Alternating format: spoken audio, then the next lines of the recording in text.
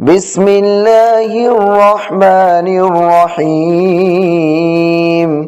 آمن الرسول بما أنزل إليه من ربه والمؤمنون كل آمن بالله وملائكته وكتبه ورسله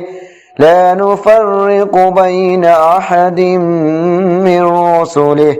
وقالوا سمعنا وأطعنا غفرانك ربنا وإليك المصير لا يكلف الله نفسا إلا وسعها لها ما كسبت وعليها ما اكتسبت ربنا لا تؤاخذنا إن نسينا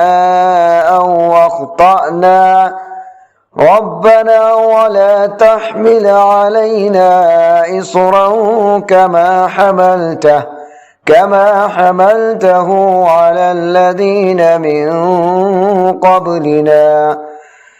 ربنا ولا تحملنا ما لا طاقة لنا به واعف عنا